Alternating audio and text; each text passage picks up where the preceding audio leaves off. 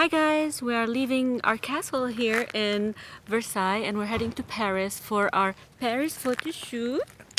Come with me. I will show you exactly how to photograph those photos and where to go to get these shots at those locations with no people in there.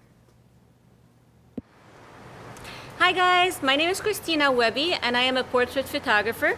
This is Hannah Erickson. Hannah is a hair and makeup stylist in Orange County. Today we are in Paris and we have a model photo shoot.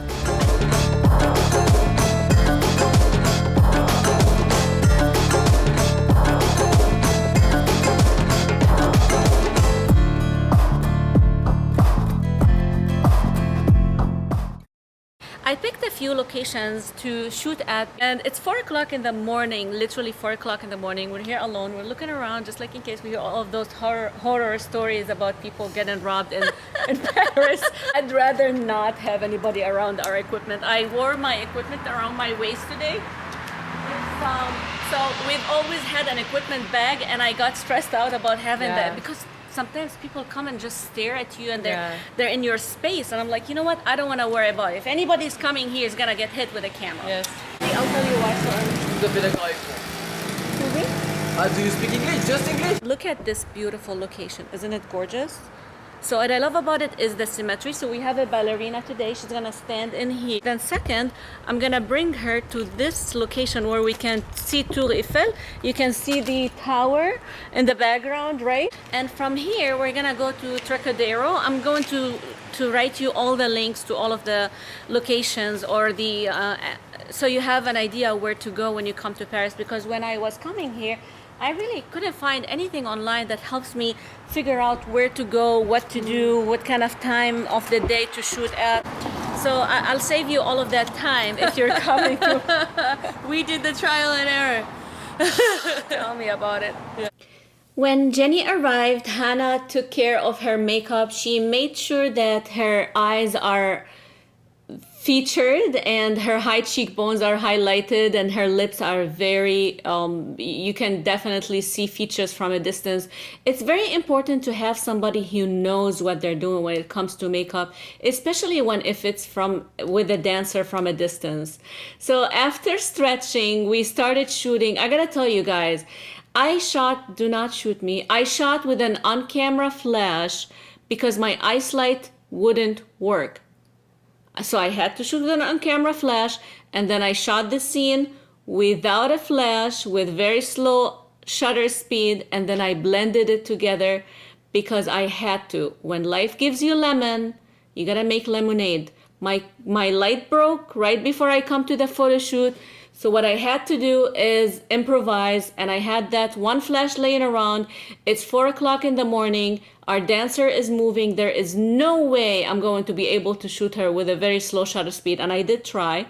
But because she's moving and dancing, it was impossible. So I had to freeze her with a flash and then blend the two photos together, the scene and the dancer together. Is it with a look that I wanted to go for at 4 o'clock in the morning at Inception Bridge? No, I wanted a little bit more drama on her. But you know what? This is beautiful. It works. Remember the lemonade and stretching? For the next location, it's the same location, but I just moved the camera a little bit and you have a fantastic shot. We shot with a 50 millimeter 1.8 at this point. Got a bit closer. I shot with natural light only. As you can see, we had a little bit of light and I asked her to not dance but just to pose, and she was able to hold the pose a little bit. Dude, that's a lot of work. This lady was working. Dancing is truly hard work. And got a bit further, and you know, this photograph, also natural light.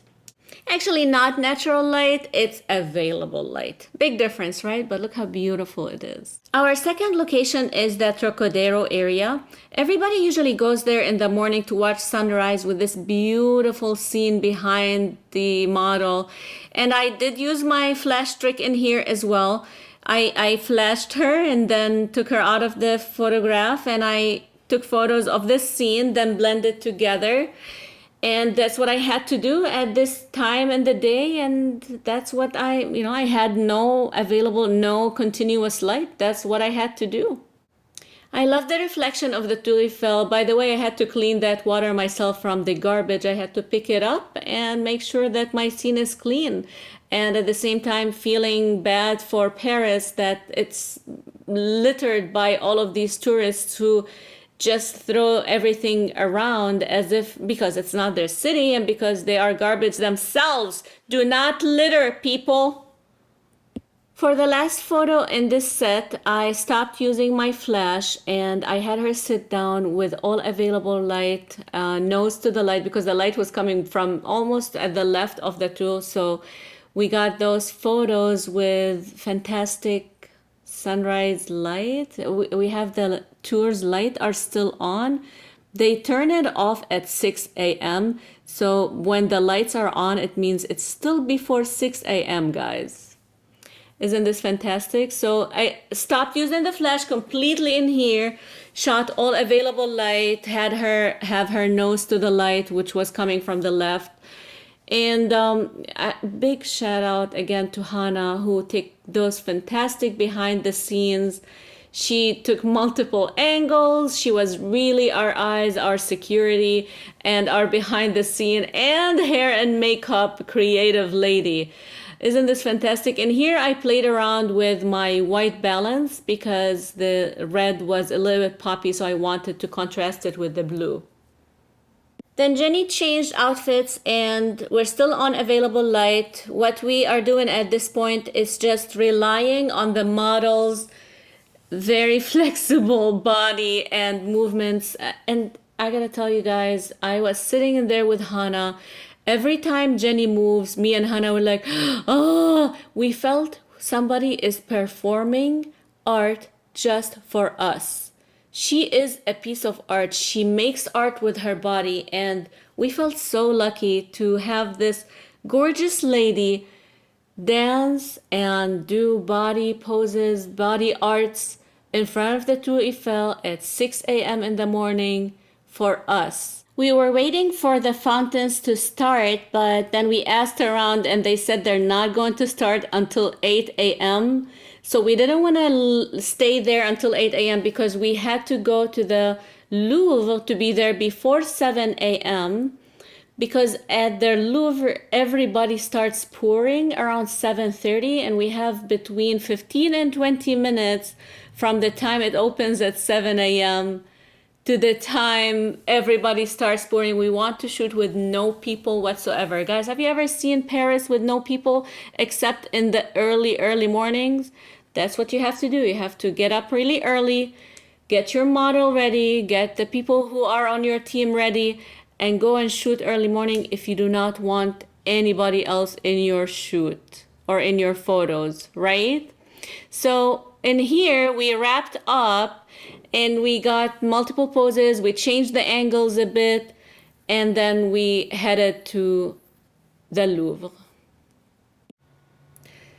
You guys gotta keep in mind that whenever you are going to a different country to photograph somebody, you have to take in consideration the times of the day and the location of the property.